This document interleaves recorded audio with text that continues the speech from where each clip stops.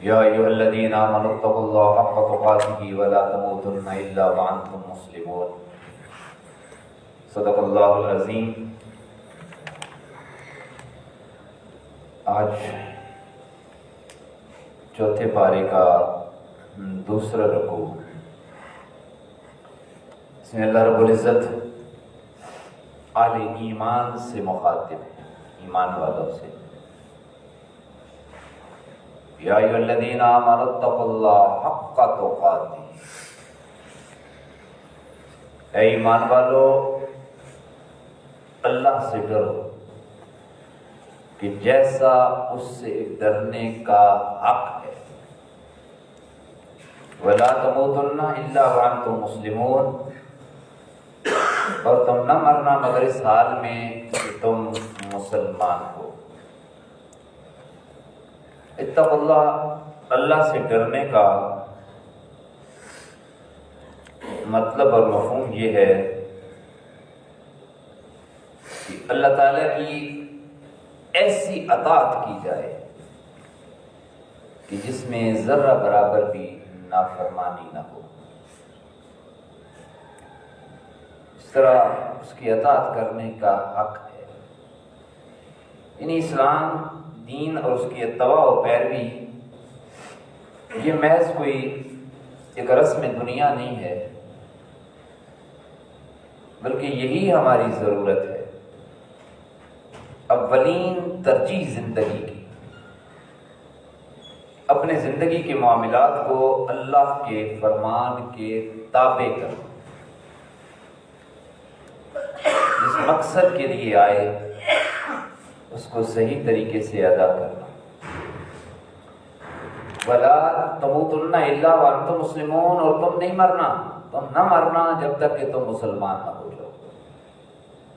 اب مرنا اور موت نہ ہمارے اختیار میں ہے اور نہ ہماری چاہت میں ہے کہ ہم اس سال پروگرام نہیں ہے مرنے کا، اگلے سال مریں گے یا 2 سال بعد مریں گے، یا دن کو مریں گے یا رات کو مریں گے۔ یہ تو ہمارے اختیار میں نہیں ہے، یہ تو ہر آنے والا لمحہ اسی انتظار میں ہے کہ کہیں وہ لمحہ ہمارے لیے موت نہ ہو۔ بزرگ فرمایا کرتے ہیں کہ اس زندگی اور موت کے درمیان تو اتنا بھی وقفہ نہیں ہے کہ ہم نے ایک نوالہ اٹھایا اور منہ میں ڈالا، پتہ نہیں وہ نوالہ ہمارے معدے تک جائے گا بھی یا نہیں جائے گا، کہیں اس سے پہلے ہی موت آ سکتی ہے۔ ہزار ایسے واقعات ہوٹلوں پر ہوئے، خصوصاً غیر مسلم کنٹریز میں، کہ ہوٹلوں پر وہ جس طرح جانوروں کی طرح کھاتے ہیں، منہ میں نوالہ ڈالا اور وہ سانس کی نالی میں چلا گیا تو وہیں بندے کی موت واقع ہو گئی۔ یعنی وہی بزرگوں کی بات کہ ایک نوالہ منہ میں ڈالا ہے، پتہ نہیں وہ معدے تک جائے گا یا نہیں جائے گا، اتنا بھی درمیان میں وقفہ نہیں۔ کوئی یہاں ہمیں یہ کہا جا رہا ہے کہ لوگوں اتنا وقت بھی غفلت میں نہ گزارو۔ ہم یہ کہتے ہیں کہ یار ابھی یہ کر لیں تھوڑا سا کام، کوئی نہیں، گناہ والا کام ہے، ہو جائے تو شام کو توبہ کر لیں گے، یا اس کے بعد نافرمانی نہیں کریں گے۔ کیا پتا یہی جو لمحات گناہ میں گزارنے ہیں یہ انہی میں موت لکھی ہوگی، تو حالت گناہ اور خطا میں ہماری موت واقع ہو جائے گی۔ تو میں ہر وقت اپنے آپ کو تیار رکھو، مسلمان رکھو، کسی بھی وقت موت کا بلاوا۔ وَاعْتَصِمُوا بِحَبْلِ اللَّهِ جَمِيعًا وَلَا تَفَرَّقُوا، سب سے بڑی امت مسلمہ کی بات جس کا درس دیا، اسے پچھلی امتوں نے بھی بلایا اور ہم بھی اسے بلاتے جا رہے ہیں۔ فرمایا وَاعْتَصِمُوا بِحَبْلِ اللَّهِ، اللہ کی رسی کو مضبوطی سے پکڑو، جمیعا سارے کے سارے، وَلَا تَفَرَّقُوا، اور کبھی جدا نہ ہونا، یہ فرقے نہ بنانا، گروہ بندیوں میں نہ پڑ جانا، اس سے امت تباہ ہوگی۔ ہر دور میں جب بھی مسلمانوں پر زوال آیا، کچھ ان کی اپنی اور ان کے بڑوں کی حرکات و سکنات، کچھ دشمنوں کی چال، انہوں نے کوشش یہی کی کہ ان کو آپس میں جدا جدا کر دو، الگ الگ کر کے مارو، اس لیے کہ اکٹھے ہو گئے تو پھر یہ مضبوط ہوں گے۔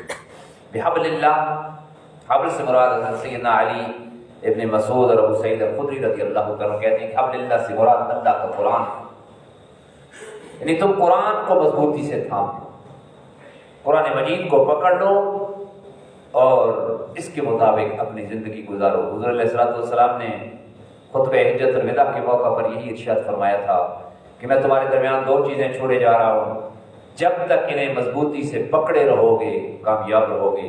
فرمایا وہ کتاب اللہ اور میری سنت ہے، ایک اللہ کا قرآن اور اس قرآن کی تشریح میرا فرمان۔ وَاذْكُرُوا نِعْمَةَ اللَّهِ عَلَيْكُمْ إِذْ كُنتُمْ أَعْدَاءً فَأَلَّفَ بَيْنَ قُلُوبِكُمْ فَأَصْبَحْتُمْ بِنِعْمَتِهِ إِخْوَانًا۔ یاد کرو اللہ کی وہ نعمت، اس نے تم پر فرمائی کہ جب تم آپس میں دشمن تھے، فَأَلَّفَ بَيْنَ قُلُوبِكُمْ، بس اس نے الفت پیدا کر دی تمہارے درمیان اور تم بن گئے اس کے احسان سے آپس میں بھائی بھائی۔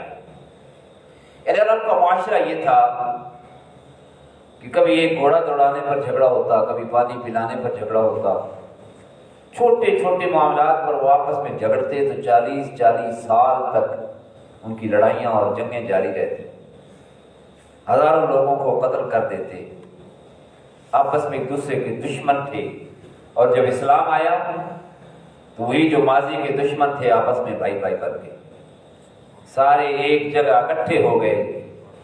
اور قرآن مجید نے کہا کہ یہ آپس میں رحماء بینہم اشدہ علی الکفار رحماء بینہم، یہ کافروں پر مل کر اکٹھے ہو کر ایک ننگی تلوار بن جاتے ہیں، اور آپس میں جب بیٹھتے ہیں تو آپس میں یہ بڑے رحیم ہیں، بھائی بھائی ہیں، ایک دوسرے سے پیار کرنے والے ہیں۔ یہاں تک کہ جب انصار مدینہ میں مہاجر آئے، نبی کریم علیہ السلام نے انہیں بھائی بھائی بنایا۔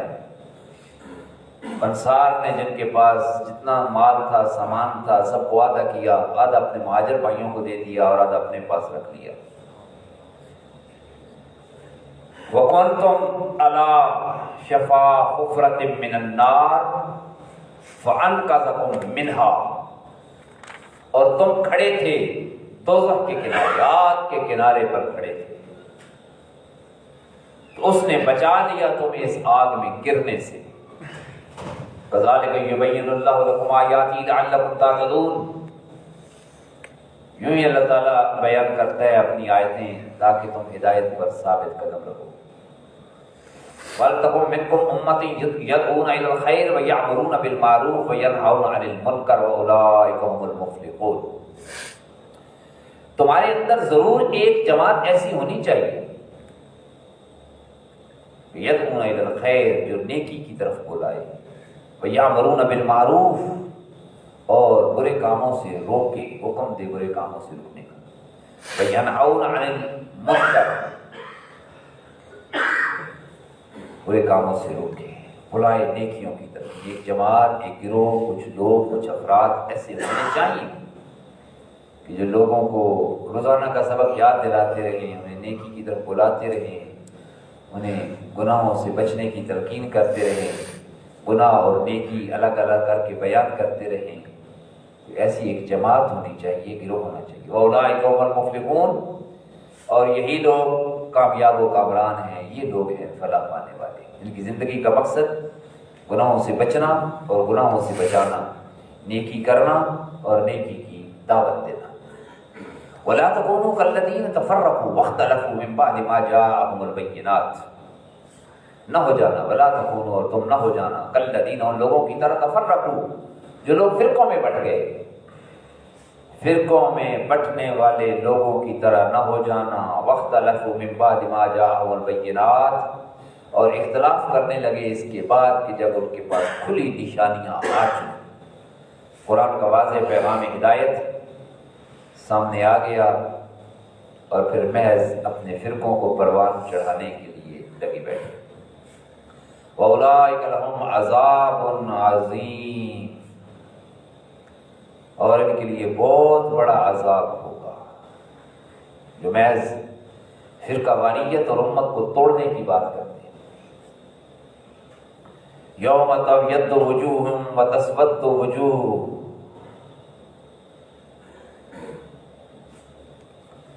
اس دن کے جب روشن ہوں گے کچھ چہرے اور کالے ہوں گے کچھ چہرے۔ قیامت کا دن کچھ لوگوں کے چہرے روشنیوں سے چمک رہے ہوں گے، اور کچھ وہ ہوں گے جن کے چہرے سیاہ کالے ہوں گے، کالے کرتوتوں کی وجہ سے چہرے بھی کالے ہو جائیں گے۔ تب ید وجوہ، اطمینان والے چہرے، سکون والے چہرے۔ نبی رحمت صلی اللہ علیہ وسلم نے فرمایا میں اپنی امت کو پہچان لوں گا۔ صحابہ نے عرض کی یا رسول اللہ، آدم علیہ السلام سے لے کر قیامت تک اتنی مخلوق ہوگی، کیسے پہچانیں گے؟ فرمایا میری امت کے چہرے وضو کر کر کے دنیا میں اس وضو کی وجہ سے ان کے چہروں سے نور نکل رہا ہو، تو میں ان لوگوں کو پہچان لوں گا کہ یہ ہے میری امت، جو ہر وقت وضو میں لگی رہتی تھی، وضو کرتی تھی، نماز پڑھتی تھی، اللہ کی بارگاہ میں آتے تھے، بار بار پلٹ کے آتے تھے، اور قیامت والے دن ان کے چہرے اس نور سے چمک رہے ہوں گے۔ فَأَمَّا الَّذِينَ اسْوَدَّتْ وُجُوهُهُمْ، اور وہ جو سیاہ ہوں گے جن کے چہرے، اَكَفَرْتُمْ بَعْدَ ایمانکم، تو انہیں کہا جائے گا کہ کیا تم نے کفر کیا تھا ایمان لانے کے بعد؟ فَذُوقُوا الْعَذَابَ بِمَا كُنتُمْ تَكْفُرُونَ، تو اب چکھو عذاب کا مزہ جو کفر تم کیا کرتے تھے۔ وَأَمَّا الَّذِينَ ابْيَضَّتْ وُجُوهُهُمْ فَفِي رَحْمَةِ اللَّهِ، اور جن کے چہرے روشن ہوں گے وہ رحمت الہی کے سائے میں ہوں گے۔ ہم فیہا خالدون، وہ ہمیشہ ہمیشہ کے لیے اسی سکون، اسی تسکین اور اسی رحمت کے اندر ہوں گے۔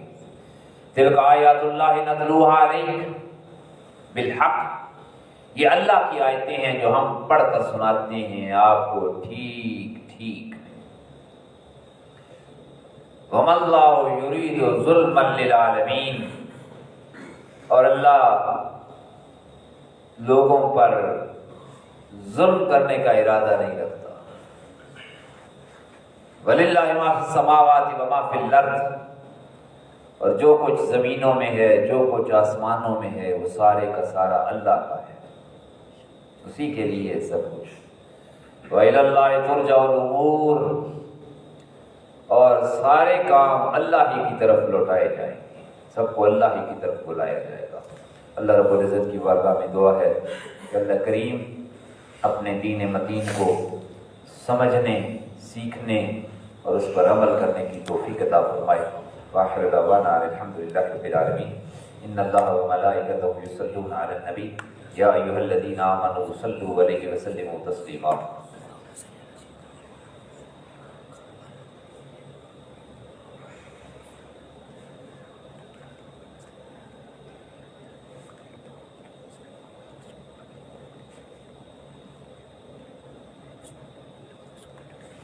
اللهم صل على سيدنا ومولانا محمد وبارك وسلم وصل علیہ۔ مالک ارض و سما، رب کائنات، تیرا پاک کلام پڑھا اپنی بارگاہ میں قبول و منظور فرماؤ۔ اے اللہ کریم اس میں کمی کجی غلطی ہوئی تو اللہ اپنی رحمت سے معاف فرماؤ۔ اے اللہ جو صحیح کلام پڑھا ہے اللہ اس کا ثواب بارگاہ مصطفیٰ کریم صلی اللہ علیہ وسلم میں پیش کرتے ہیں، قبول فرماؤ۔ حضور کی برکت سے انبیاء کرام، صحابہ کرام، آل بیت اطہار، ازواج مطہرات، اولیاء امت، صالحین امت کی روحوں کو پیش کرتے ہیں، قبول فرماؤ۔ حاضرین مجلس کے جتنے بھی عزیز و اقارب دنیا سے چلے گئے اللہ کریم اس کا ثواب ان کی روحوں کو پہنچا۔